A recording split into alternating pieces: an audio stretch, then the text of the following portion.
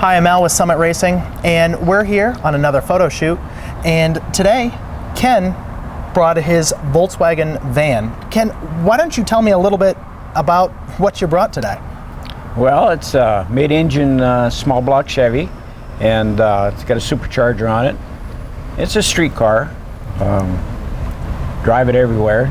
It's been to Utah, North Carolina, and just fun to drive. So you said you went to Utah, and tell me more about these trips that you've taken. I see a Bonneville 2005 sticker on there. Yeah, I went out in 2005. I drove it out, drove it back, 4,000 miles. Wow. And then North Carolina, I took it down to run the mile down there, the Maxton mile. Okay. Made 2 passes and hurt the motor and towed it home. Well, you know what? I'm glad that you were able to fix it up and get it back on the road, because this is an unusual vehicle you don't see every day. What drove you to create and build this van? Well, I wanted, I tinker a lot. Okay. So I built different styles of cars, and I wanted to build something with a mid-engine. And this van happened to be for sale. So I thought, well, we can do that. Not a bad project to start with. And you said you built a lot of cars. What are some of the other cars that you've built? The one before this one was a 55 Plymouth 50s custom. Okay. With pearl paint, raspberry pearl, pearl white, chopped, and Packard taillights and all that. I wanted to do a 50s theme car. Mm-hmm. And then I was afraid to drive it because of the chipping, you know, and it was hard to touch up. So I said to my wife, I said, the next one's going to be a fun car. This looks like a fun car. Yeah. A fun car. I also see a couple signatures in on the dash. How did you get those signatures? Don Gartless was at Thompson Raceway. Okay. And I asked him to sign my autograph, and he knew, he's a knowledgeable person. He knew all about Volkswagens. And he told me about it, you know. Yeah. And Bob Pearson is a Bonneville older racer. And when I was at Bonneville, I gave him a ride in it.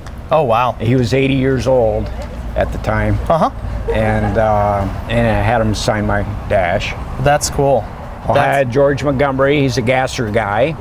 And Big John Masmanian, he's passed away, but he was a gasser guy. Famous Corvette gasser. Yeah. Yeah, that's real Willys. Cool. Yep. Yeah. So, what are some of the other projects that you've done, you know, throughout your life, and what really got you passionate about the hobby of building cars?